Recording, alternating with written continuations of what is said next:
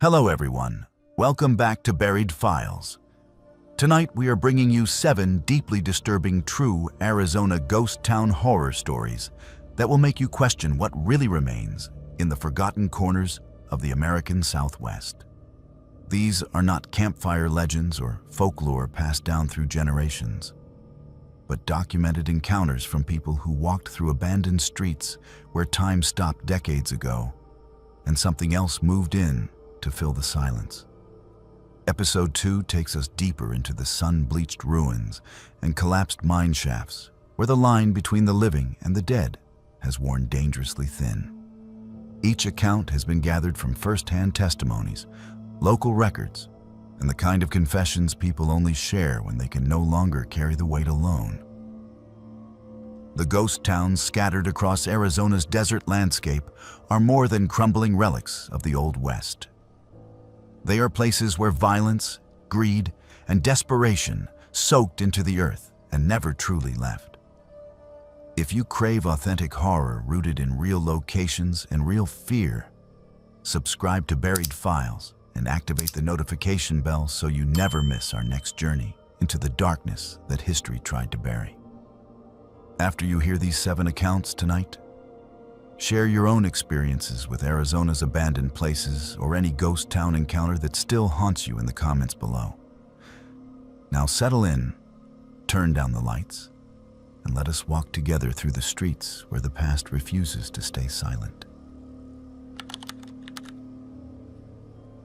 My name is George, and before last year I would have told you that ghost towns were nothing more than free locations for photography and a cheap way to feel brave. I grew up loving old westerns and rusted cars half buried in sand. So when I finally got enough time off work, I decided to spend a weekend alone in Chloride, Arizona, chasing that cinematic solitude I always thought I wanted. I told everyone I just needed to clear my head, to get away from the noise of the city. But that was only part of it. The truth is, I needed to prove to myself that I was not as fragile as people kept telling me, that one bad year had not broken me permanently. I left out one detail when I bragged about this trip. I did not mention that I chose Chloride specifically because it was quiet, because no one I knew would be around to see me fall apart if my anxiety came back. The road into Chloride is the kind of road that makes you feel like the rest of the world has simply stopped existing. Asphalt turns to broken, faded gray, then to hard-packed dirt. The radio dies into static. The last gas station sits behind you like a decision you cannot undo. I remember rolling my window down and letting the desert air flood the car, hot and mineral dry, as the town finally came into view. Old wooden storefronts, leaning a little too far to one side. Rusting mining equipment scattered on the hills like bones. A handful of houses that looked empty from the road, even the ones that supposedly were not. To most people, it would have looked dead. To me, at that moment, it felt like possibility. I checked into a small motel on the edge of town, a low stucco building with peeling paint and a faded sign that buzzed weakly in the heat. The woman at the front desk slid me the key without much interest. But she did ask one question that stuck with me. She wanted to know if I planned on wandering around after dark. When I said probably, she paused for just a second and told me to stick to the main drag and avoid any houses that looked too well kept. I laughed it off as local superstition and assured her I was just there to take pictures of old signs and junked cars. She did not smile. She only said that the desert could swallow people faster than they expected, especially the kind who thought they were alone. I spent that first afternoon walking up and down the main street with my camera, taking shots of broken windows, faded murals, and metal scraps catching the harsh light. The heat was intense, but the emptiness felt almost peaceful. Every footstep echoed off the building fronts, and the only other sounds were the buzz of insects and the occasional clink of loose gravel under my boots. I passed by a few occupied houses, but the curtains stayed closed and no one waved back. The only sign of recent activity was a neat row of cigarette butts on the ground outside a boarded-up house with a rusted truck parked beside it. The truck looked like it could still run if someone cared enough to turn the key. As the sun began to sink, the town started to change. Colors shifted from bleached white to deep orange and red, shadows stretching long across the empty street. I should have gone back to the motel then, but that is when my stubbornness kicked in. I did not drive 6 hours just to hide in a room the moment it got a little eerie. I told myself that if I could handle one night alone among these ruins, I could handle anything waiting for me back home. So I kept walking, heading toward the older, more ruined part of town where the pavement crumbled into dirt and the houses leaned together like they were sharing secrets. That was where I first noticed the circle of stones.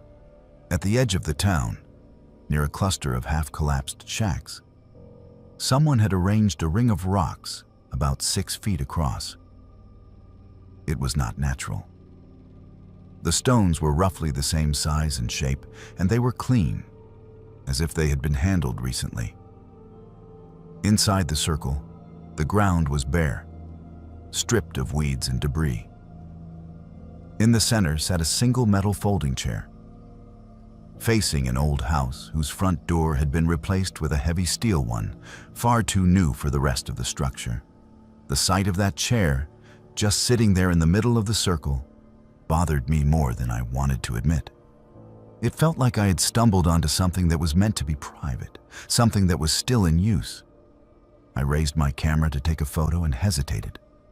For the first time that day, I felt genuinely watched. The street behind me was empty. The windows I could see were dark and still. But there was a weight in the air, a pressure at the back of my neck. I tried to shake it off and moved closer, telling myself that it was just the creeping unease of being alone too long in a place everyone else had abandoned. Still, I did not step into the circle. I walked around it instead, circling the steel door of the house, looking for any sign of recent living. There were footprints in the dirt leading up the steps, not just one set, but several, overlapping. Some deep and heavy, others light and short, like a child. That made less sense than anything I had seen yet. The steel door was locked with a thick padlock, but one of the side windows had been boarded up lazily, with only 2 nails holding a warped plank of wood in place. I knew what I should have done at that moment. I should have taken my pictures of the outside and gone back to my room. Instead, curiosity and pride pushed me further. I told myself I was just gathering atmosphere for my photos, that this was the kind of detail people loved. I tapped the plank. It shifted easily. With very little effort, I pried it back and squeezed through the gap. The air inside the house was cool and stale, like a basement left closed for years. My eyes adjusted slowly to the dim light, sneaking in through the cracks and the window I forced open. At first, I could not make sense of what I was seeing. The front room was strangely clean. The floor had been swept. There was a table against one wall, and on it lay stacks of photographs, neatly sorted into piles. I moved closer, and my breath caught in my throat. Every photograph showed people standing somewhere in or near Chloride. Couples posing by the old signs, families squinting into the sun, friends laughing in front of the same rusting cars I had been shooting all afternoon. The pictures were not old. The clothing styles, the cars in the background, even some of the watermarks told me these were from the last few years. Some of the photos had dates written on them in black marker, others had names. A few had both. But scattered through the stacks were images where the faces had been scratched out, not just crossed, but gouged away with something sharp until the paper tore. I felt my stomach twist as I realized how many photos there were. Dozens, maybe hundreds. I had not seen anywhere near that many people in town. Most of the pictures were smiling and casual, the sort of shot a stranger would have to creep up and take from a distance. The back wall held something worse. Someone had taken a sheet of plywood and turned it into a map of sorts, marking the town with thumbtacks and bits of string. Certain buildings had multiple strings leading to them, ending in pinned photographs like trophies. Next to each cluster was a list of dates. I did not understand what I was looking at until I noticed a familiar logo in the corner of one photo. It belonged to a missing person flyer that had circulated online a year earlier. A young couple, last seen on a road trip, believed to have vanished somewhere in the Southwest. Seeing their smiling faces pinned up here, eyes scratched away, made my legs feel weak. It took me far too long to notice the photo at the very edge of the board. It was slightly crooked, like it had been pinned in a hurry. The image showed a man standing on the main street of Chloride, one hand raised to shield his eyes from the sun, camera strap across his chest. He was mid-step, caught in motion. The angle was from behind and to the side, like someone had followed him at a distance. It took my brain a few seconds to accept that I was looking at myself. The clothes, the bag, the way my head tilted toward the window across the street. There was no mistaking it. Above the photo, in black marker, someone had written the date. It was today. My first reaction was denial. I tried to convince myself that I was misreading it, that the writing was older and just looked fresh, that someone had printed the wrong date on the camera. But the marker lines were sharp and dark, not faded or dusty. The tack still gleamed. I stared at the picture, feeling the room tilt around me. Someone had been close enough to take that shot without me noticing. Someone had watched me walking, selected me, and then brought that photo into this house and pinned it up, with the date marked like an event. I should have turned and run right then. Instead, I made my second mistake. I whispered, without thinking, "Who are you?" The sound of my own voice in that quiet room was jarring. It was answered not by words, but by the soft scrape of something heavy moving in the next room. My entire body went cold. Until that moment, I had been operating under the comfortable illusion that this place was empty, that I was intruding on something only in the past. That illusion died with that sound. I turned off the small flashlight on my phone at once, plunging myself into deeper shadow.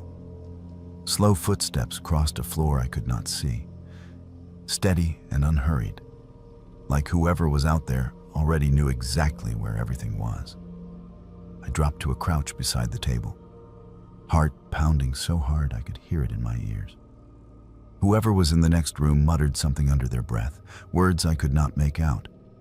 And then a metal clink rang out, followed by the rhythmic squeak of a marker being dragged across a surface. I risked a look toward the doorway. The other room was darker, but I could see the faint outline of a human figure standing at what must have been another wall. The person lifted their arm and made a slow, deliberate motion. Another clink, another squeak. They were writing something on the board, on the wall. I suddenly had a sick, vivid image of my own name being added beneath that photograph. I inched toward the window I'd come through, trying not to jostle the table or knock over any of the stacked photos. Every shift of my weight felt thunderous. The steps in the next room stopped. Silence pressed in, broken only by the buzzing in my own ears. Then a voice spoke, low and calm, and far too close to the doorway. The words were plain, almost casual.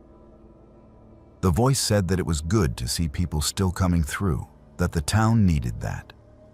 It mentioned how tourists never understood how alive a place could stay if someone cared enough to watch, to keep track, to make sure no one got lost without it being noticed. My skin crawled at the way the voice lingered on that last word. I did not answer. I did not breathe.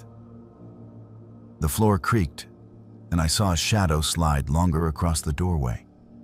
Whoever it was had turned in my direction. The voice chuckled, soft and dry, and commented on how quiet some people got when they realized they were not alone. Then the footsteps started again, crossing the room slowly toward where I hid. I could hear the faint jingle of keys with each step. Picture them hanging from a belt, the same way I had seen keys hung by that steel door earlier. Panic finally overrode my pride. I lunged the last few inches to the window, scraping my arms on the splintered frame as I hauled myself through. Behind me, the steps quickened. A hand brushed the back of my boot as I kicked free, boots hitting the dirt outside harder than I intended. I did not stop to look back. I ran, stumbling over rocks and broken boards, sprinting past the circle of stones and the waiting chair, not daring to glance at the steel door. I ran until the neat line of cigarette butts and the rusted truck were behind me, until the main street opened up, until the motel sign came into view like a cheap, ugly miracle. I did not sleep that night. I packed my bag, stuffed my camera into its case without checking the photos, and sat in the darkness of my room watching the parking lot through the thin curtain. At one point, I saw the rusted truck drive slowly past, its engine surprisingly smooth. The driver did not turn his head toward the motel, but I could feel his attention like a weight. He made a slow loop around the lot and then disappeared back down the road toward town. I waited until dawn before I finally forced myself to move. When the sky turned pale and colorless, I checked out. The woman at the front desk did not ask why I was leaving a day early. She just took the key and told me, in that same flat voice, that some people found the town too quiet for their taste. I wanted to tell her what I had seen, to demand if she knew what was happening in that house with the steel door, but the words stuck in my throat. Maybe I was afraid she would look at me with recognition. Maybe I was afraid she would not be surprised at all. I thought that once I got on the highway, the feeling would fade, that the weight on my chest would lighten with every mile between me and Chloride. Instead, something else happened. At the first rest stop, I pulled out my wallet and a crumpled receipt fell into my hand. There, scribbled in my own handwriting, was a license plate number. I did not remember writing it down. It took me a moment to place it. Then my blood ran cold. It belonged to a blue SUV I had seen pull into town just as I arrived the previous afternoon, a couple inside laughing as they took selfies with the old sign. I had not seen that vehicle leave. Later that week, a missing persons post started circulating online. A couple on a road trip, last seen heading toward an old mining town in Arizona. Their photo looked painfully familiar. I stared at their faces, then at the unreadable plate number on the grainy security image attached to the article, and knew it matched the one on my receipt.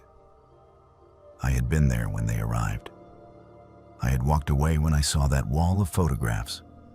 I had kept my mouth shut when I checked out. This is my confession, for whatever it is worth.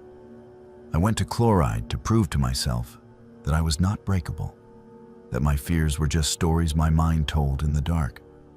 Instead, I walked into a place where someone else was writing the stories, cataloging the people who drifted through, deciding who would leave and who would not. I escaped, but I left more than footprints behind. I left a piece of proof sitting in my glove box, a crumpled receipt with a plate number I still have not given to anyone. I tell myself that I am going to make that call, that I am going to walk into a station and place it on a desk. Until I do, every time I look in my rearview mirror at night, I half expect to see a rusted truck following at a careful distance, headlights off, just close enough to keep me in frame. Dear Dr. Hartley, I know you told me that writing these letters was optional, that I could stop any time the exercise stopped helping, but I need to finish this one, even if I never send it. You asked me during our last session what specific moment made me stop traveling. What singular event triggered the pattern of avoidance that brought me into your office in the first place?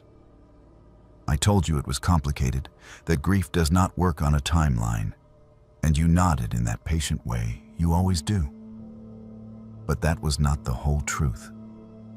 The real answer is simpler and far worse than complicated grief. The answer is Bisbee, Arizona, and what happened in that ghost town 3 years after my sister died. Emma and I used to travel together every summer. We started the tradition when we were teenagers. Just small road trips around the Southwest, chasing old mining towns and roadside attractions that nobody else cared about anymore. She loved the history, the architecture, the way these places held onto their stories even after everyone left. I loved spending time with her, listening to her talk about ore deposits and boom towns like they were the most fascinating things in the world. When she died in that accident, the trips died with her. I could not imagine visiting those places without her commentary filling the silence, without her terrible jokes about prospectors and desert heat. So I stopped going. I stopped doing a lot of things. But 3 years is a long time to carry guilt. And eventually, I convinced myself that going back to one of our old routes might help me feel close to her again instead of just empty. I chose Bisbee because it had been her favorite. A real ghost town perched on a hillside with a church that still stood intact, even though most of the other buildings had collapsed into themselves. She used to say the church looked like it was keeping watch over the dead town, like it refused to let go even when everything else had given up. I thought that visiting it alone might feel like honoring her memory instead of betraying it. I was wrong about that. I arrived in Bisbee on a Thursday afternoon in late October. The drive up the winding mountain road felt surreal, like I was moving through a memory that had started to fade at the edges. Everything looked smaller than I remembered. The streets were narrower. The buildings leaned at sharper angles. Even the sky seemed lower, pressing down on the town like it wanted to smother what was left. I parked near the base of the hill and started walking, camera in hand, trying to follow the same route Emma and I had taken years before. The air was cooler than I expected, almost cold despite the sun, and it carried a metallic smell that reminded me of old coins. The church sat at the top of the hill, exactly where it had always been, its bell tower rising above the scattered ruins like a skeletal finger pointing at nothing. The building itself was surprisingly intact. The walls still held their whitewash, though it had faded and cracked in long vertical lines. The front door hung open on rusted hinges, revealing a dark interior I could not see into from where I stood. What struck me immediately was the bell tower. The last time I'd been here with Emma, there had been a frayed rope hanging down through the opening, swaying slightly in the wind. Now there was nothing. The rope was gone entirely, and the bell itself sat silent and motionless in the shadows above. I stood at the base of the hill, staring up at the church when the bell rang. It was a single, clear note that cut through the stillness like a blade, and I froze, my breath catching in my throat. There was no wind. There was no rope. There was no reason for that bell to move, let alone ring with such clarity. The sound echoed off the hillside and faded slowly, leaving behind a silence that felt heavier than before. I tried to rationalize it. Maybe the metal had shifted with temperature. Maybe a bird had landed on it. Maybe I was hearing things because I was tired and emotionally raw. But deep down, I knew none of those explanations fit the deliberate, measured tone of that single strike. I kept walking, trying to ignore the unease crawling up my spine. I told myself I was being ridiculous, that I had come all this way, and I was not going to let one strange sound send me running back to the car. I passed by the old general store where Emma and I had taken photos of ourselves, pretending to shop for supplies we did not need. I stood in the same spot, trying to recreate the angle, trying to feel something other than hollow. That was when the bell rang again. One strike, just as clear, just as impossible. This time I turned and looked directly at the tower. Nothing moved. The bell sat perfectly still in the frame of the opening, backlit by the pale sky. I waited, holding my breath, watching for any sign of motion. The air around me was dead calm. Not even the dust stirred. After a long moment, I forced myself to keep moving, heading toward the collapsed schoolhouse on the far side of the street. The bell did not ring again until I reached the doorway. One strike. Louder this time, like it was closer, even though I had moved farther away. A pattern started to emerge over the next hour. Every time I approached a place Emma and I had visited together, the bell would ring once. The old saloon, the mining office, the overlook where we had eaten sandwiches and talked about what it must have been like to live in a place this remote. Each location triggered that single, deliberate note. I tried going to places we had never explored, buildings we had walked past without stopping. The bell stayed silent. It was only the places tied to her, tied to us, that pulled that sound from the tower. I should have left then. I should have recognized that whatever was happening was not natural and not something I wanted to understand. But grief does strange things to logic. Part of me started to wonder if this was her. If somehow Emma was trying to reach out, to let me know she was still present in the places we had shared. It was a desperate, irrational thought, but it took root in my mind and would not let go. So instead of running, I started counting. I pulled out my phone and opened the Notes app, writing down each ring as it happened. One at the saloon, one at the schoolhouse, one at the overlook, one at the general store, one at the mining office. By the time the sun started to sink, I had recorded 11 rings. 11. The number sat in my chest like a stone. I scrolled back through my call log, something I had not done in years, something I had avoided because I knew what I would find. The night Emma died, she had called me. I had been at a work dinner, phone on silent, annoyed at the interruption when I saw her name flash across the screen between courses. I had sent it to voicemail. She called again 20 minutes later. Voicemail, then again, and again. She called 11 times that night before the accident. 11 calls I never answered because I was too busy, too distracted, too convinced that whatever she needed could wait until morning. The realization made my knees weak. I sank down onto the steps of the old saloon, staring at the church tower in the failing light. The bell had not just been ringing at random. It had been counting the moments I had ignored her, counting the chances I had missed. I sat there as the sky turned from blue to purple to black, waiting to see if it would ring a 12th time, if there was some message or meaning I had not yet understood. The silence stretched on. The stars came out. The temperature dropped. And still, the bell did not ring again. I finally forced myself to stand and walk back toward my car, my legs stiff and unsteady. I had not eaten since morning. I had not had water in hours.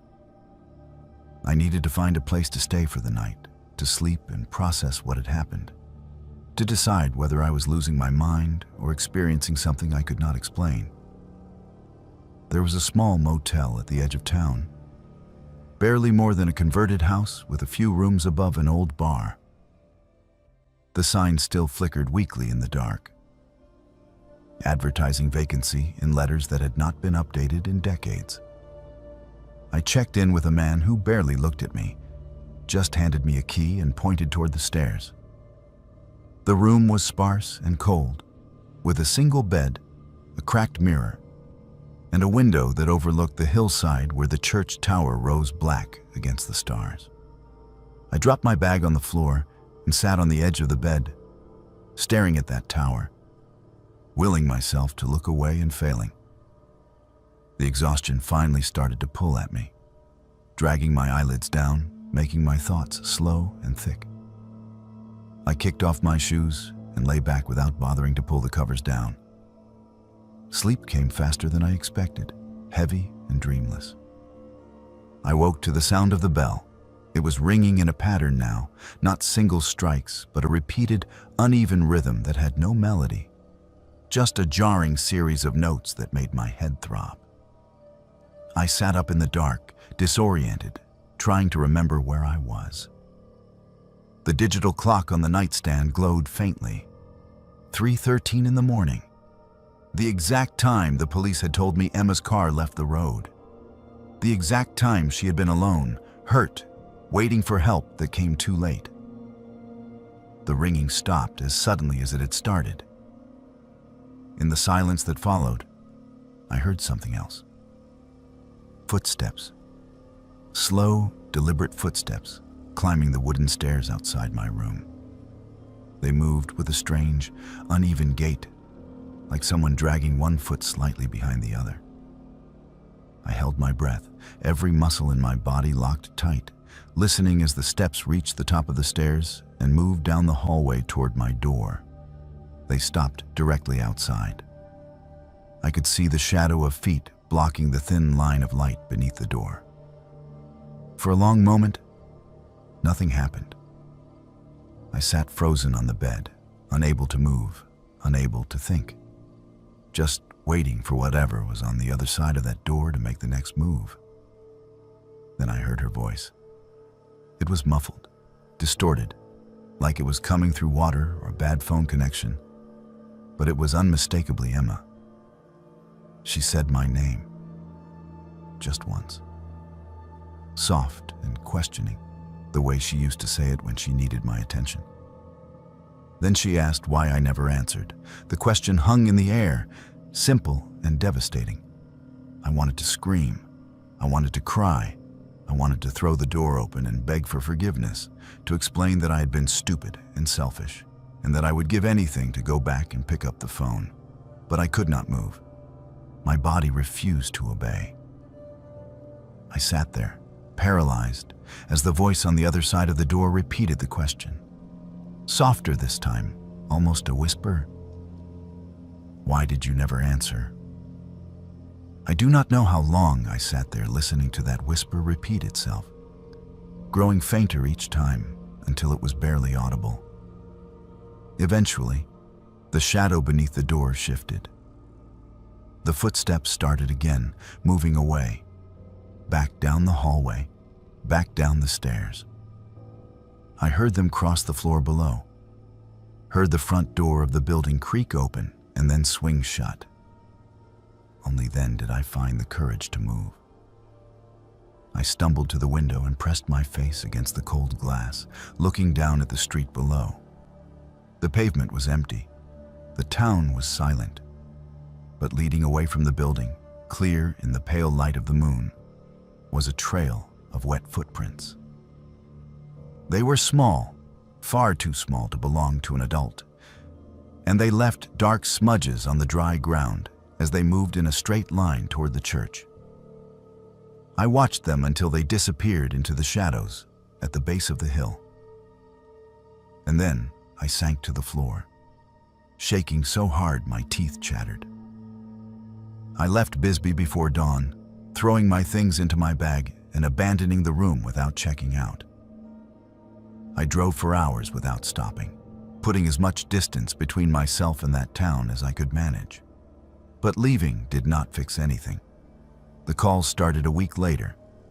My phone would ring at random times, always from an unknown number, always in the middle of the night. When I answered, there was only static on the other end, thick and heavy, broken occasionally by a faint sound that could have been breathing or could have been the distant echo of a bell. I stopped answering after the first few times, but the calls kept coming. They still come. I have tried blocking the numbers. I have tried changing my number entirely. It does not matter. The calls find me, and sometimes, late at night when I am alone and the apartment is too quiet, I hear that same uneven rhythm from Bisbee, the pattern of rings that matches no melody I have ever known. I have started answering every unknown call now, no matter the time, no matter how exhausted I am. I pick up and I wait, listening to the static, waiting for her voice to come through clearly just once so I can finally say what I should have said years ago. But she never speaks. There is only the static and the bell, and the awful certainty that somewhere in the dark, something is still waiting for an answer I can never give. That is why I stopped traveling, Dr. Hartley. That is why I cannot sleep. That is why I sit in your office every week and nod when you talk about closure and healing, knowing that some doors, once you walk through them, can never be closed again. Bisbee taught me that. The bells taught me that. And now, no matter how far I run, I carry that lesson with me, ringing in my ears, counting every call I will never answer in time. This is Detective Ramirez, badge number 4127, recording statement from witness Harry Coleman, case file reference J2024-1891, regarding incidents at 412 Hill Street, Jerome, Arizona. Subject has requested this testimony be recorded in full. Statement begins now. Mr. Coleman, please state your name and occupation for the record. My name is Harry Coleman. I took a seasonal maintenance job in Jerome last fall. The position was supposed to last 3 months, just keeping an eye on some of the tourist shops that stay closed during the off-season, making sure pipes do not freeze and roofs do not cave in. The pay was decent, and they offered housing, which was the main draw for me. I had just finished a rough stretch of unemployment, and I needed something steady, something simple. The room they gave me was above an old antique shop on Hill Street, directly overlooking the main drag and a row of abandoned buildings across the way. The view was actually pretty nice during the day. You could see straight down the mountain, all the way to the valley. At night, though, the street went completely dark. No streetlights work in that part of town anymore. Just my window and maybe 1 or 2 others scattered up the hill. The first week went by without anything unusual. I would spend my days walking through empty shops, checking for leaks and making sure the heat stayed on low. I would come back in the evenings, make dinner, and sit by the window reading or scrolling through my phone. The isolation did not bother me. I had spent most of the previous year alone anyway, and the quiet felt almost comforting. On the 8th night, I got up to close the blinds before bed, and that is when I saw him for the first time. There was a man standing in the window of the old hotel directly across the street. The building had been condemned for years. Most of the upper floors had collapsed inward, and the windows were either boarded up or just empty frames. But this one window, on the 2nd floor, had glass still intact, and standing behind it was a figure. He was perfectly still, facing my direction. I could not make out any features because the inside of that building was pitch black, but I could see his outline clearly, shoulders square, head slightly tilted. At first, I thought it might be a mannequin, maybe left over from some old display, or a Halloween decoration someone had forgotten to take down. I stared at it for a minute, then shrugged and pulled my blinds closed. I did not think about it again until the next night. Same time, same window. The figure was there again, same posture, same stillness. Only this time, it was in a different window. Not the one from the night before, but 3 frames to the left, on the same floor. That bothered me more than it should have. If it was a mannequin, someone would have had to move it. If it was a person, they would have had to be standing there for hours in a freezing, unstable building with no reason I could imagine. I told myself it was probably just another maintenance worker, someone doing the same job I was, but on the buildings that were too far gone to save. Still, I could not shake the feeling that whoever it was had been watching me specifically. The angle was too direct, the stillness too deliberate. The next morning, I walked across the street to check the hotel. The front entrance was chained shut, but one of the side doors had been pried open at some point, probably by kids or vagrants. I stepped inside carefully, testing each floorboard before putting my full weight down. The air inside was damp and sour, thick with mold and rot. I climbed the stairs to the second floor, which groaned so loudly I almost turned back. The hallway stretched in both directions, doors hanging open or missing entirely. I found the room with the window where I had seen the figure. The floor was covered in broken glass, plaster dust, and bird droppings. In the center of the room, directly beneath the window, was a set of footprints in the dust. They were clean and recent, the treads still visible. But they stopped in the middle of the floor. There were no prints leading in, no prints leading out. Just those 2 feet, planted in the dust, facing the window. I backed out of that room and did not go into the hotel again. But I kept watching. Every night, around the same time, the figure would appear. Sometimes in the same window, sometimes in a different one. Always facing me, always perfectly still. I started keeping a log, writing down which window he appeared in and what time I first noticed him. I told myself I was being rational, that documenting it would help me figure out what was happening. But the truth is, I was becoming obsessed. I stopped closing my blinds. I would sit in the dark, staring across the street, waiting for him to show up. When he did, I would stare back, trying to make sense of what I was seeing. After 2 weeks of this, I realized something that made my skin crawl. The figure was not just appearing in different windows, he was mimicking me.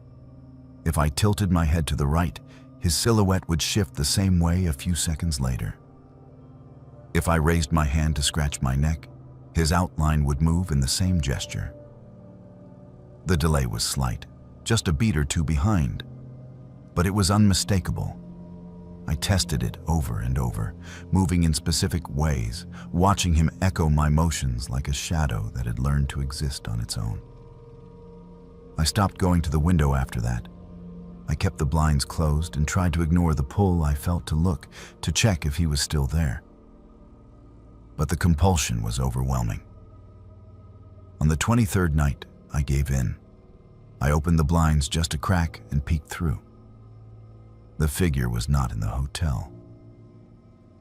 The windows across the street were empty and dark. For a moment, I felt a strange mix of relief and disappointment. Then I saw the reflection in my own window. He was standing directly behind me. I spun around so fast, I nearly fell. The room was empty, completely empty. But I had seen him, clear as anything, standing just over my shoulder in the glass.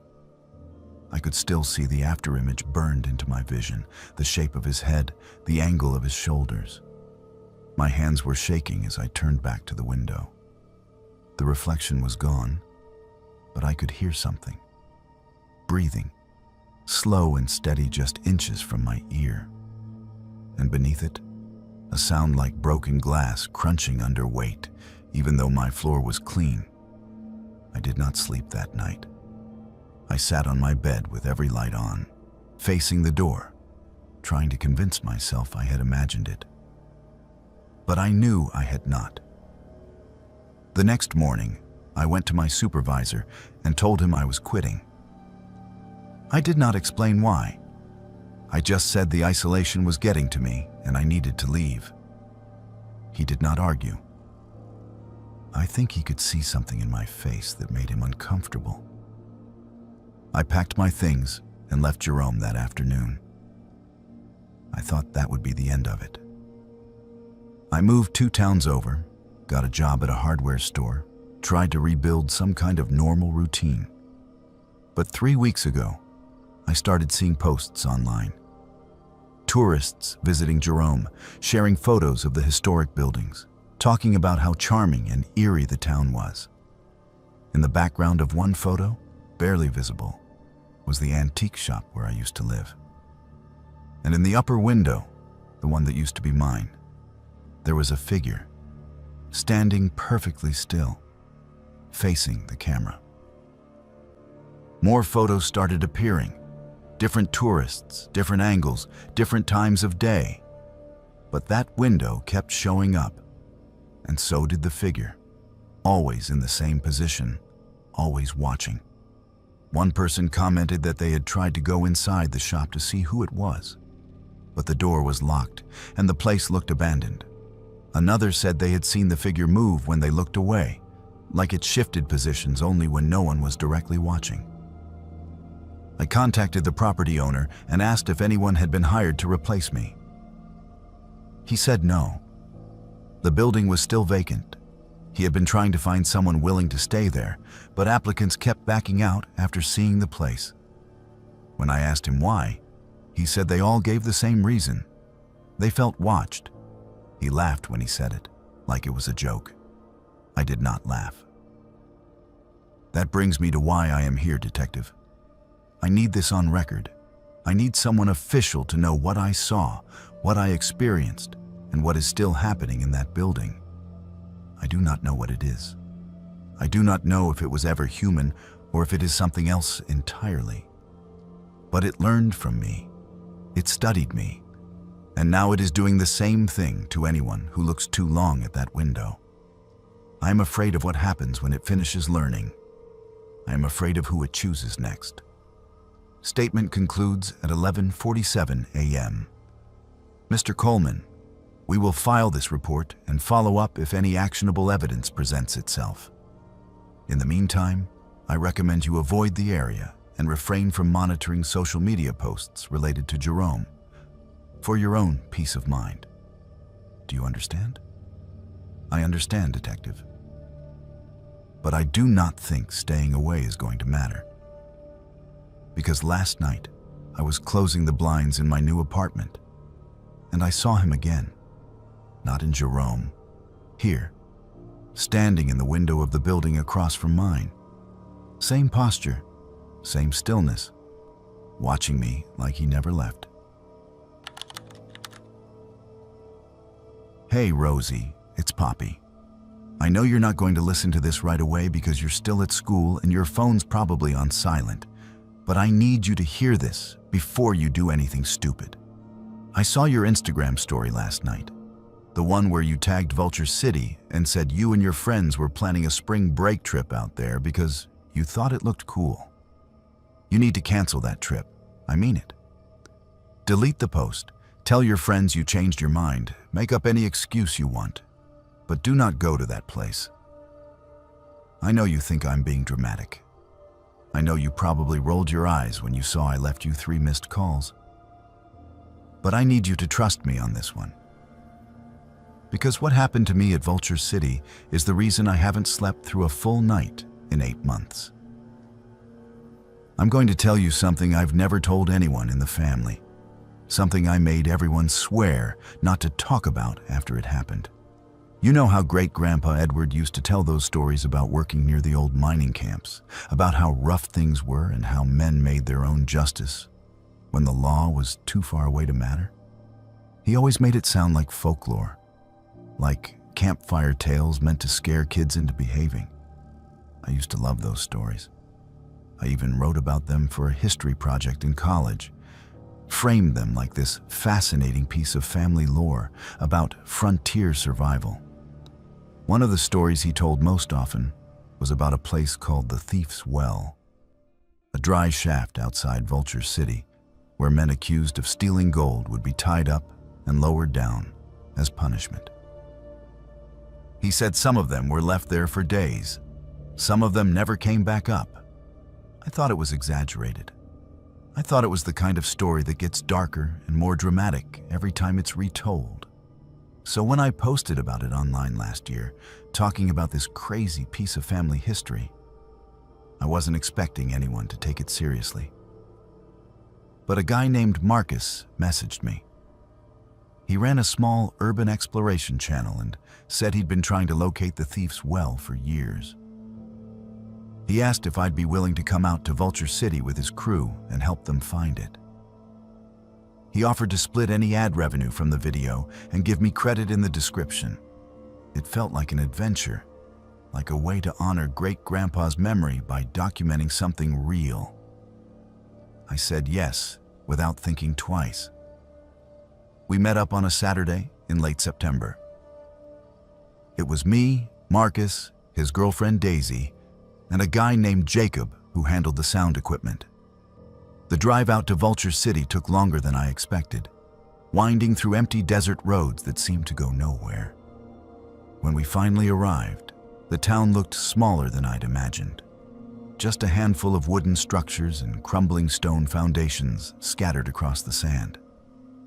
The heat was brutal, even though the sun was starting to dip. Marcus was excited, talking non-stop about potential shots and angles.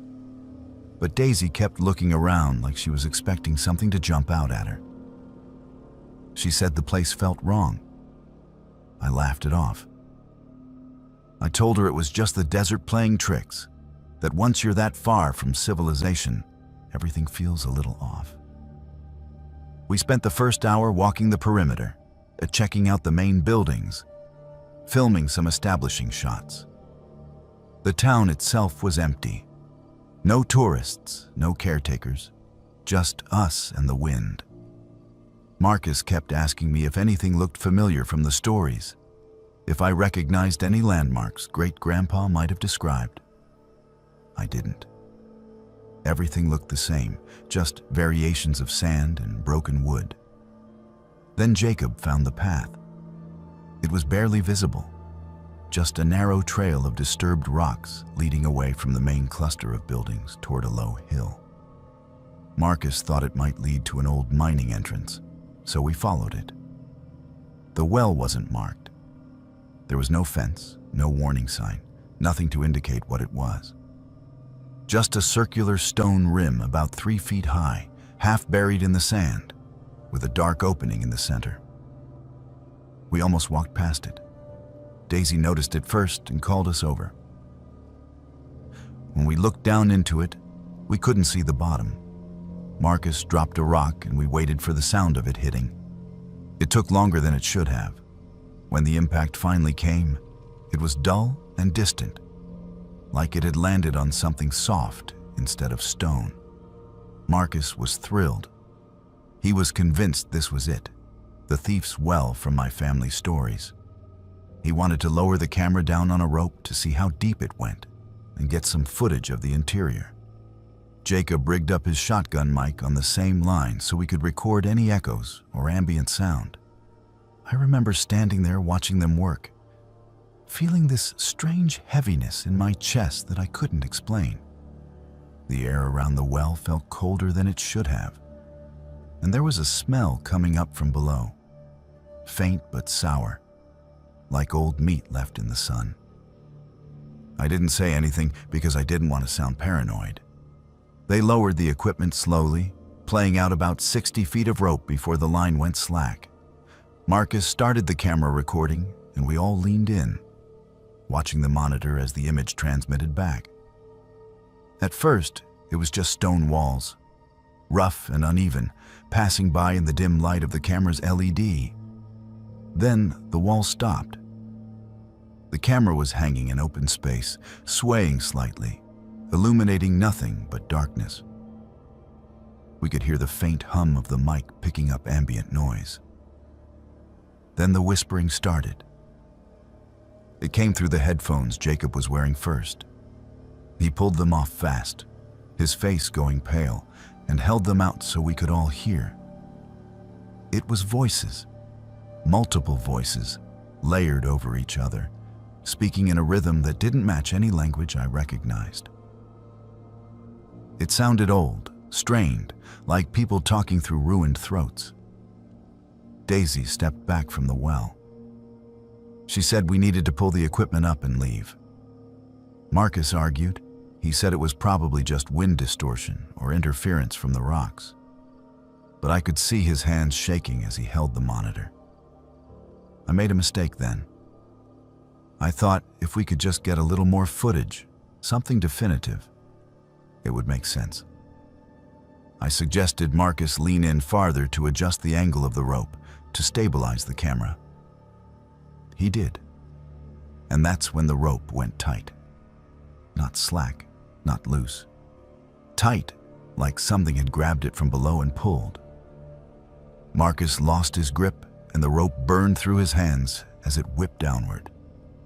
We heard the camera hit something hard. The monitor went black, and the mic cable snapped with a sound like a gunshot. For a few seconds, none of us moved. Then Marcus started pulling the rope back up, hand over hand, cursing under his breath. It came up too easily, no weight on it at all. When the end finally appeared, the camera was gone. The metal clip that had held it was bent open, not broken, but pried apart like someone had worked it loose with their fingers. The mic cable was worse. It hadn't snapped cleanly. The end was frayed and torn, and there were dark stains on it that none of us wanted to examine too closely. Jacob pulled out his backup recorder, the one he'd been using to capture ambient sound the whole time. He rewound it and played back the last 30 seconds. We heard ourselves talking. We heard the rope moving. And underneath it all, we heard something else. A voice, clear and distinct, speaking English. It said, "Send another one down." Then it laughed. It was a wet, choking sound, like someone drowning in shallow water. Daisy ran, just turned and sprinted back toward the cars without another word. Jacob followed her. Marcus and I stood there staring at the well, and that's when I remembered something Great-Grandpa had said. Something I'd written off as him being morbid and old. He said his father had helped lower a man named William into that well for stealing nuggets from a claim. He said William begged the whole way down, promising he'd make it right, swearing he'd pay back double. Great-Grandpa's father didn't pull him up. He said the desert would decide if William was sorry enough. 3 days later, they went back. The rope was still there, but it was shredded at the bottom. And when they pulled it up, all that came with it was a piece of cloth and something that looked like fingernails. I told Marcus we had to leave. He didn't argue this time. We walked back to the cars in silence. But as we reached the edge of town, I heard a sound behind us. It was faint, but unmistakable. Stones rolling, not falling, rolling like someone was walking in circles and kicking them loose. I turned and looked back at the hill where the well was hidden. I couldn't see it from that distance, but I could see dust rising in a lazy spiral, like something was pacing. We didn't talk about it on the drive back. Marcus deleted the footage. Jacob sold his equipment and quit doing sound work entirely. Daisy blocked all of us and moved to another state. I tried to move on. Tried to convince myself it was just a bad day in a creepy place and nothing more. But then the sound started. It was about 2 weeks after we got back. I was taking a shower and the pipe started rattling, not the usual clanking of old plumbing, but a rhythm, a pattern. It was the same cadence as the voices we'd heard in the well, that desperate pleading tone stretched out into knocking sounds. It happens every time now. Every shower. Every time I run the sink too long. Sometimes I hear it in the walls at night. That same rolling rhythm. Like someone pacing in circles just out of sight. I've had plumbers out 3 times. They say there's nothing wrong with the pipes. I know what it is, Rosie. I know what I brought back with me from that well. Great-grandpa didn't tell us the whole story. He didn't mention that the men they left down there didn't just die. They stayed. And now one of them knows where I live. So please, Rosie, I am begging you, do not go to Vulture City. Do not look for that well. Do not think you're braver or smarter or luckier than I was. Because if you go down that path and you stand at that edge, something down there will notice you. And once it does, it will follow you home. So, you asked me about previous employment. That should be a simple question, right? Most people would just list off a few job titles, maybe mention why they left, keep it brief and professional. But I need you to understand why there is a 3-month gap on my resume last year, and why I put down that I left my last position due to personal reasons. The truth is more complicated than that. And if you are going to hire me, you deserve to know what happened at Ruby, Arizona, because it is going to affect how I answer some of your other questions about reliability and long-term commitment. I took a caretaker job in Ruby back in March of last year. It was a short-term contract, 3 months, paid weekly, and the work was straightforward. The town is a legitimate ghost town, privately owned. And they needed someone on site to maintain the property and give the occasional tour when visitors showed up. Most days, I would be alone. I would walk through the old schoolhouse and make sure nothing had collapsed overnight. I would check the mine entrances to confirm the warning signs were still standing. I would lock and unlock buildings on a schedule. It was quiet work, the kind of job where you spend more time with your own thoughts than with other people. And at that point in my life, that was exactly what I needed. The first 2 weeks went exactly as expected. I stayed in a small trailer at the edge of the property. I woke up early, did my rounds, and spent my afternoons reading or hiking the area. Visitors were rare, maybe 1 or 2 cars a week, usually couples on road trips looking for something off the beaten path. I would walk them through the general store, show them the assay office, tell them the basic history of the mining operation and why everyone eventually left. It was easy, repetitive, comfortable. Then the family showed up. It was a Wednesday afternoon, unseasonably hot, and I was sitting outside the old schoolhouse when I heard a car coming up the gravel road. A silver sedan pulled into the clearing and a family of 3 got out. The father was tall, mid-40s, wearing a polo shirt and baseball cap. The mother was smaller, dark-haired, holding a camera. Their daughter looked about 10, wearing a bright yellow jacket that stood out against the pale desert backdrop. They were cheerful, the way tourists usually are, excited to see something different. The father waved and asked if I could give them a tour. I said sure, grabbed my keys, and started walking them through the main buildings.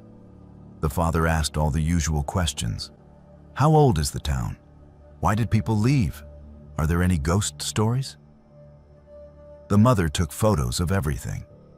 The daughter stayed quiet, but she smiled when I pointed out the old jail cell and told her about the time a prospector got locked in there as a prank and had to wait 2 days before someone remembered he was inside. They laughed. They thanked me. They asked where the best photo spot was, and I pointed them toward the overlook near the abandoned general store. Then they left. I watched their car disappear down the road, and I went back to my trailer to make dinner. I did not think about them again until the next day. Thursday afternoon, same time, almost to the minute. I heard a car on the gravel. I looked up and saw a silver sedan pulling into the clearing. The same family got out. Same polo shirt, same baseball cap, same yellow jacket. The father waved and asked if I could give them a tour. I stared at him for a moment, confused, waiting for some kind of acknowledgement that we had already met. There was nothing. No recognition. No joke about coming back for a second look. He just stood there smiling, waiting for my answer, like it was the first time he had ever seen me. I assumed I was misremembering, that maybe it had been a different family the day before or a different color car. People start to blur together when you spend too much time alone. So I gave them the tour. Same route, same buildings, same stories. And as I talked, I started to notice things. The father asked the exact same questions in the exact same order. The mother took photos from the exact same angles. The daughter stayed quiet until I mentioned the jail cell, and then she smiled at the exact same moment. When I finished, the father asked where the best photo spot was. I told him the overlook near the general store. They thanked me and left. Friday afternoon, silver sedan, same family, same clothes, same questions. This time, I did not wait for them to speak. I walked up to the father and asked if he remembered being here yesterday. He looked at me like I was confused. He said this was their first time visiting Ruby, that they had driven out from Phoenix that morning. I asked the mother. She said the same thing. I looked at the daughter. She just stared back at me with that same small smile, and I felt something cold settle in my chest. I gave them the tour anyway. But this time I tested it. I started finishing their sentences. When the father opened his mouth to ask how old the town was, I answered before he could get the words out. When the mother lifted her camera toward the assay office window, I told her the lighting was better from the left side. She moved left without questioning how I knew. The father laughed nervously and said I must be good at reading people. I did not correct him. When we reached the jail cell, I turned to the daughter before I even started the story and said, "You are going to like this part." She nodded, still smiling, and I told the story exactly as I had the previous 2 days. Her expression did not change. It was like watching a recording play out in real time.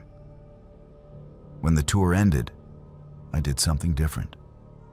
I told them the mine entrance had the best photo spot, not the overlook. I wanted to see if they would break the pattern. The father thanked me, and they walked toward the mine. I followed at a distance, staying far enough back that they would not notice. They stopped at the entrance, stood in front of the warning signs, and stared at the boarded-up shaft. Then all three of them turned at the same time and walked toward the general store instead, the place I had told them to go the previous 2 days. They did not speak. They did not look at each other. They just moved in perfect synchronization, like they were being pulled. I did not follow them to the store. I went back to my trailer, locked the door, and tried to convince myself I was losing my mind. Isolation does strange things to people. Memory gets unreliable.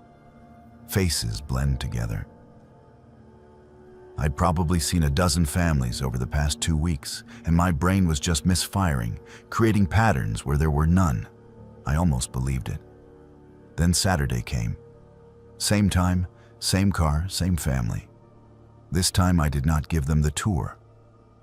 When the father got out and waved, I stayed where I was and shouted that the property was closed for maintenance. He looked confused. He called back asking if we could reschedule, if maybe tomorrow would work. I said no. I said they needed to leave. The mother stepped forward, still holding her camera, and asked if something was wrong. I did not answer. I just stared at them, waiting for something, anything, that would prove they were real people and not whatever the hell I'd been seeing for the past 3 days. The father shrugged, put his arm around his wife, and started walking toward the old general store anyway. I shouted after them. I told them they could not go back there, that the buildings were not safe. They did not stop. They did not even turn around.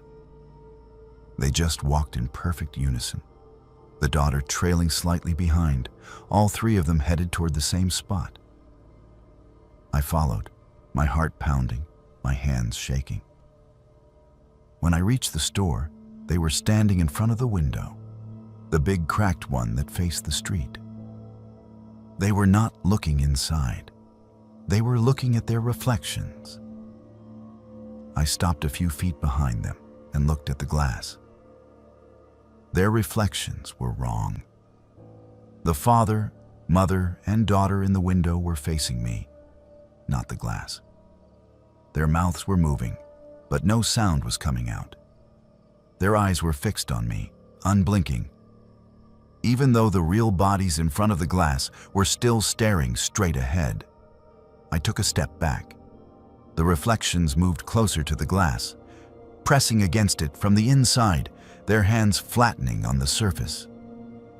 Then I blinked, just once, and they were gone. All of them. The street was empty. The reflection showed nothing but the buildings behind me. There were footprints in the dust where the family had been standing, but they did not lead away. They just stopped, like whoever made them had evaporated mid-step. I quit the next morning. I did not wait for my contract to finish. I packed my trailer, drove straight to the property office, and told them I was done. I did not give them details. I just said the isolation was worse than I expected, and I needed to leave immediately. They did not fight me on it. I think they could tell something had broken in me. I have not been back to Ruby since. I have not taken any job that requires me to be alone for extended periods. And I have developed a new habit that I know sounds insane. Whenever I see a family in public, I watch them for longer than I should. I watch to see if they repeat their movements, if their expressions loop, if their reflections match what their bodies are doing. Most of the time, everything is normal. But every now and then, I see something off. A gesture that repeats too perfectly. A smile that does not quite reach the eyes. And I wonder how many of them are real, and how many are still stuck in places like Ruby, walking the same paths, asking the same questions, waiting for someone to notice they never left. Hey, thanks for taking my call. I know it is late, and I know your show usually does not do listener stories anymore. But I heard you talking about that segment you used to run. The one where people would phone in with unexplained experiences from the road. I have one of those, and I need to tell someone who might actually understand what I am talking about before I lose my nerve completely. My name is Daisy, and until 6 months ago, I drove long-haul deliveries across Arizona and Nevada. I am not doing that anymore.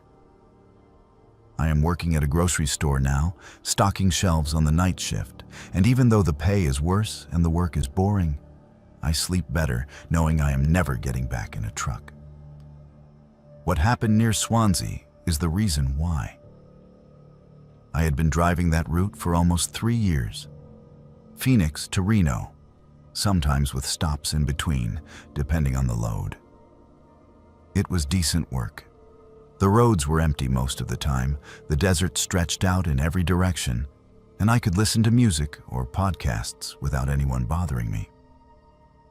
I liked the solitude. I am not great with people, never have been. So spending 10 or 12 hours alone in a cab felt more comfortable than sitting in an office pretending to care about small talk. The route took me past a lot of abandoned places, old gas stations, collapsed motels, towns that used to have names but did not anymore. Swansea was one of those. It sat about 40 miles off the main highway, down a dirt access road I had never taken because there was no reason to. The town had been dead for decades, just another mining camp that ran out of ore and got left behind. The first time I heard the voice, it was around 2 in the morning. I was about an hour past Wickenburg, making good time, when my CB radio crackled to life. I had not heard anything on it for hours. Most drivers had switched to phones by then, and the CB was really just a backup, something I kept on out of habit. The voice that came through was male, middle-aged, and he sounded stressed. He said he was lost near Swansea and he could not find the highway. He asked if anyone could give him directions back to the main road. I picked up the handset and asked him where exactly he was. He said he was at an old gas station, boarded up with a faded sign that he could not read anymore. He said he had been circling for over an hour and kept ending up back at the same spot. I pulled out my map and tried to walk him through it. I told him to head east from the gas station until he hit pavement, then follow that north until he saw route markers. He said he tried that already, that the road just looped him back around. I asked if his GPS was working. He said he did not have one, that his phone had died hours ago. His voice was getting tighter, more panicked, and I could hear his engine running in the background, a low idle that sounded rough and uneven. I stayed on the line with him for over an hour, trying different directions, asking him to describe landmarks, anything that might help me figure out where he actually was. But nothing he said matched the area I knew. He kept describing buildings that should not exist anymore, roads that had been closed off, a layout that did not fit any map I had. Then the signal cut. It did not fade out gradually. It just stopped mid-sentence, replaced by a screech of feedback that made me yank the handset away from my ear. I tried calling back, switching through channels, but there was nothing. Just static. I told myself he probably figured it out, found his way back, and his radio died. I kept driving. But the next time I passed that stretch of road, same time of night, same mile marker, the voice came back. Same greeting, same problem, same panicked tone. He said he was lost near Swansea and he could not find the highway. Word for word, it was identical to the first time. I keyed the mic and said I remembered him, asked if he had gotten out the last time. There was a pause, just static, and then he continued, like I had not said anything. He described the gas station again, the boarded windows, the unreadable sign. He asked if anyone could help him find the main road. I tried interrupting, tried asking his name, tried asking how long he had been out there. He did not respond to any of it. He just kept talking in the same loop, describing the same landmarks, asking the same question. Then the feedback hit again, sharp and sudden, and the line went dead. It happened 4 more times over the next 2 months. Every time I drove that route at night, around the same mile marker, the voice would come through. Always the same words, always the same background noise. I started recording it on my phone, playing it back to myself during the day to make sure I was not imagining the repetition. It was exact, not just similar, identical. The pauses, the breaths, even the little nervous laugh he gave when he said he had been driving in circles. It was like listening to a recording, except it was happening live on the CB every single time. Then it got worse. The 6th time it happened, I answered him like I always did. And this time, he said something different. He said he could see a truck that looked like mine. He described it perfectly. The color, the model, the company logo on the side. He said it kept passing him on the road over and over. But every time he tried to flag it down, It was already gone. My stomach dropped. I looked in my mirrors. The road behind me was empty. There was nothing out there but darkness and the faint glow of my own taillights reflected in the dust. I asked him where he was seeing this truck. He said it was right in front of him, brake lights flashing, about to turn off the road. I was not touching my brakes. I was holding steady at 70 miles an hour on a straight stretch of highway. I told him he was wrong, that he could not be seeing me because I was nowhere near Swansea. He did not respond. Instead, I heard my own voice come through the radio. It was me, from an earlier conversation, giving him directions. My voice was slightly distorted, like it had been recorded on bad equipment and played back through a speaker, but it was unmistakably mine. I was hearing myself tell him to head east, to look for pavement, to follow the route markers north. It was the exact advice I had given him the first time, replayed back to me while I sat in my truck listening.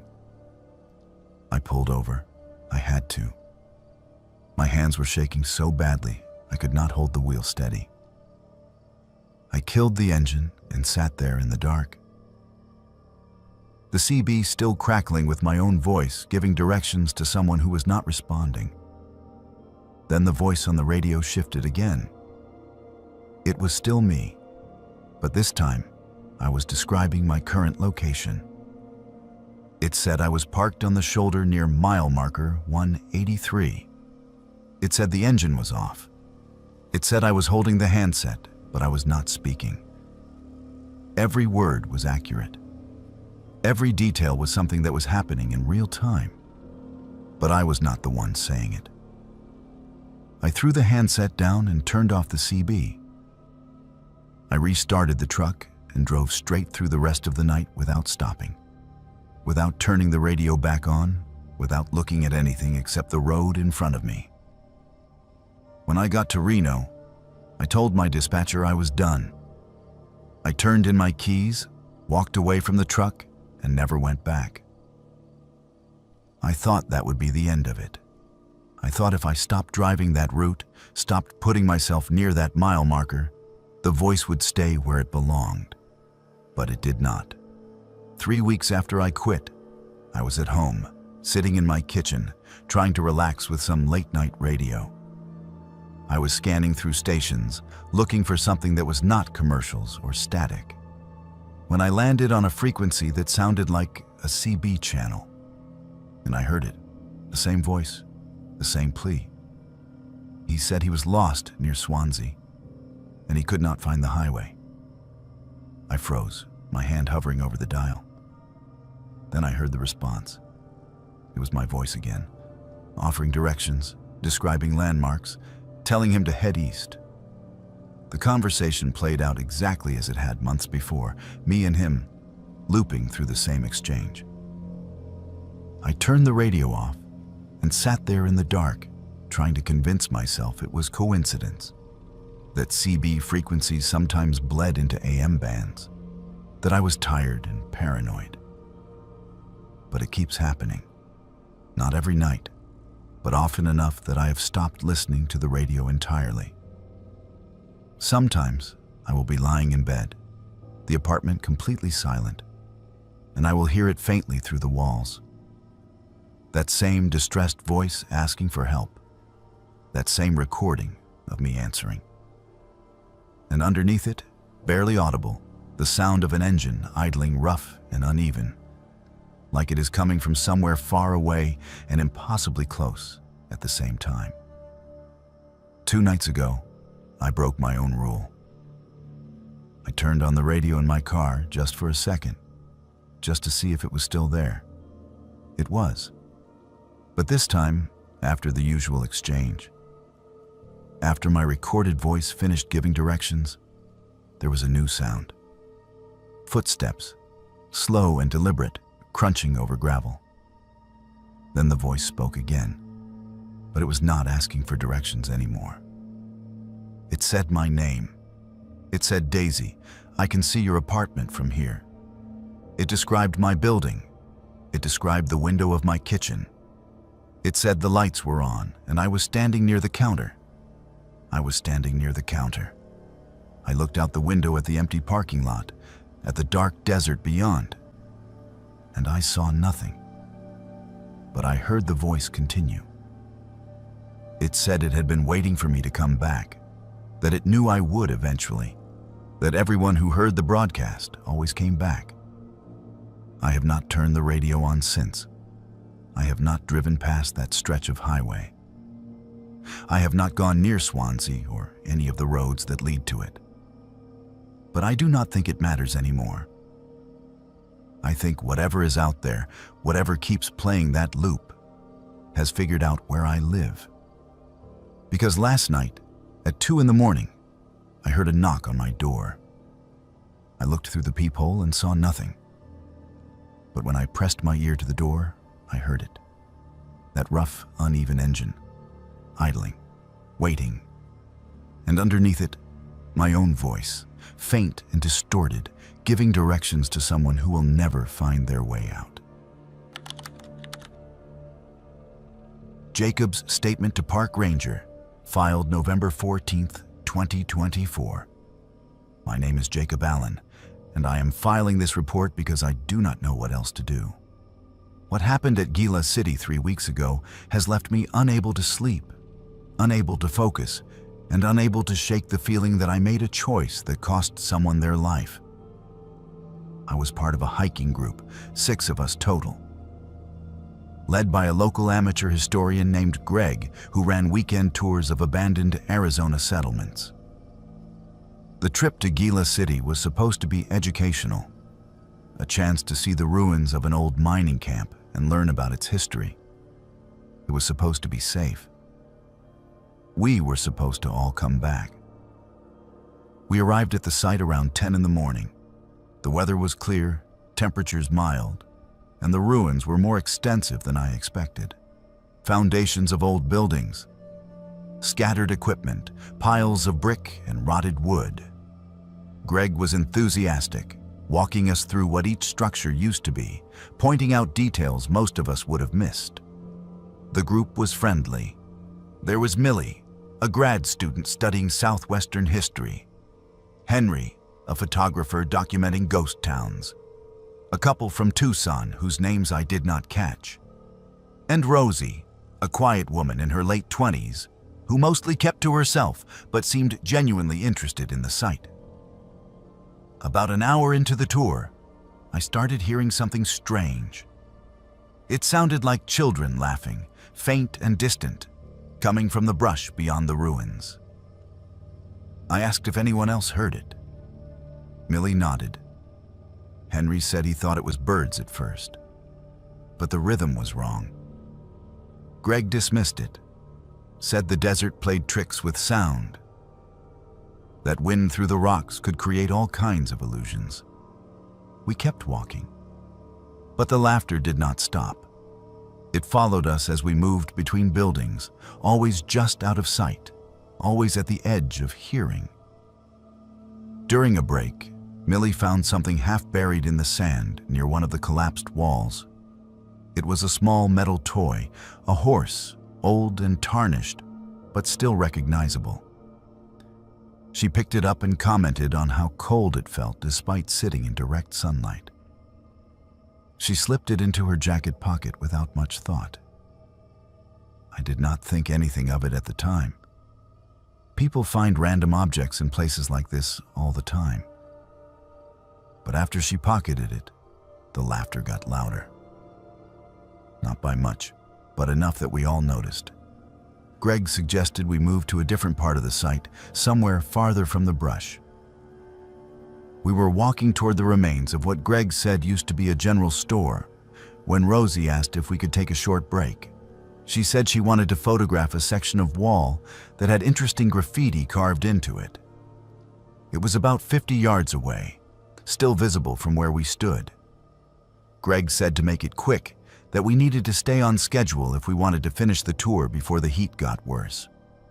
Rosie walked off with her camera, and the rest of us sat down in the shade of a partial roof. We were talking, drinking water, not paying close attention. When I looked up 10 minutes later, Rosie was gone. At first, we assumed she had moved to a different angle or gone around the other side of the wall. Greg called her name. No answer. We stood up and walked toward the spot where we had last seen her. Her camera bag was sitting on the ground, open, with her water bottle beside it. But Rosie was nowhere in sight. Henry started joking that she was probably just out of earshot, crouched behind some rocks getting the perfect shot. But his voice did not sound convinced. We spread out and started searching, calling her name, checking behind every standing wall and collapsed structure in the area. That was when I saw the footprints. They were small, child-sized, pressed into the soft dirt near where Rosie's bag sat. There were dozens of them, overlapping and circling, like a group of kids had been running around in loops. But none of us had seen any children. The site was empty except for our group. I pointed them out to Greg. He crouched down and examined them, his face going pale. He said we needed to call for help, that something was not right. But when we checked our phones, none of us had service. We were too far out, too deep in the desert. We kept searching for another 20 minutes, moving farther from the main cluster of ruins. The laughter started again, but this time it was not distant. It was close, coming from multiple directions, layered and echoing in a way that made no sense in open desert. Millie said she kept hearing a little girl whispering near her ear, saying the same phrase over and over. You came back. I did not hear it myself, but I could see the fear in her face. Henry said he saw movement near an old stone well on the far edge of the site. Small figures darting between the rocks. When we got closer, there was nothing there except more footprints. Then we heard Rosie. Her voice carried across the ruins, faint but clear, calling for help. She sounded scared. She sounded close. We ran toward the sound, following it deeper into the site, past structures we had not explored yet, toward an area Greg said was unstable and off-limits. The voice led us to the well Henry had seen earlier. It was deep, stone-lined, with no rope or bucket, just a dark opening that dropped straight down. Rosie's voice was coming from inside. She was calling our names, asking why we left her, begging us to help her out. Greg shouted down into the well, asking if she was hurt, asking how she got down there. The voice stopped. For a long moment, there was silence. Then the laughter started again, but this time it was coming from the well. Dozens of voices, children's voices, laughing in unison. And underneath it, barely audible, I heard Rosie. But she was not calling for help anymore. She was screaming. Millie's voice note to Sarah, recorded November 15th, 2024. Sarah, I do not know if you're going to listen to this, but I need to tell you what happened because I cannot keep it inside anymore. We left her there. We left Rosie in Gila City, and I do not think I am ever going to forgive myself for it. After we heard her screaming from the well, Greg made the call. He said the sun was going down, that we did not have the equipment to do a rescue, that we needed to get back to the cars and call for professional help. He said if we stayed, we would all be in danger. The rest of the group agreed. I wanted to argue. I wanted to stay and figure out a way to get her out. But I was terrified. The voices would not stop. The laughter was everywhere. And when I looked at the others, I could see they felt the same way. So we left. We hiked back to the parking area as fast as we could. The whole way, I could still hear Rosie's voice behind us, getting fainter, calling our names, asking us to come back. When we reached the cars, Greg called emergency services. They said they would send a team out at first light, that it was too dangerous to attempt a rescue in the dark. We waited in the parking lot for hours, none of us willing to leave, none of us willing to go back. When the search team arrived the next morning, they found Rosie's camera bag exactly where we said it would be. They found the footprints. They found her jacket near the well, but they did not find her. The well was only 15 feet deep. The bottom was dry, covered in sand and debris. There was no body, no sign that anyone had fallen in, no evidence that Rosie had ever been there. The search team expanded their perimeter, checking every building, every gully, every possible place she could have gone. They brought in dogs. They brought in drones. After 5 days, they called it off. Rosie was listed as missing, presumed dead, cause unknown. The official report said she likely wandered off and succumbed to the elements, that the desert could hide a body indefinitely if the conditions were right. But I know that is not what happened. I know because 3 nights ago, I woke up to the sound of a little girl laughing outside my bedroom door. I live on the 3rd floor of an apartment building. There are no children in the units near mine. I got up and looked through the peephole. The hallway was empty, but when I pressed my ear to the door, I could hear footsteps, small footsteps, running in circles. And underneath that, I heard Rosie's voice. She was asking someone to let her go, saying she did not want to play anymore. I opened the door. The hallway was still empty, but there were wet footprints on the carpet, child-sized, leading away from my door and disappearing at the elevator. I followed them. The prints stopped at the elevator doors, but the floor indicators showed it was going down. I watched the numbers drop. 3, 2, 1. Ground floor. Then it kept going. Basement. Sub-basement. The building does not have a sub-basement. The toy horse I found in Gila City, the one I put in my jacket pocket and forgot about, is sitting on my kitchen counter right now. I have thrown it away 3 times. It keeps coming back. Last night, it was sitting on top of the map I printed out before the trip, the one with Gila City marked in red. This morning, there were tiny handprints in the dust on my coffee table, like someone small had been walking across it while I slept. I hear the footsteps every night now, running, playing, circling my apartment like they are looking for something. And sometimes, late at night when everything is quiet, I hear Rosie's voice mixed in with the laughter, asking why we left, asking when we are coming back to play. I do not know what to do, Sarah. I do not know how to make it stop. And I am terrified that one night I am going to open my door and find out.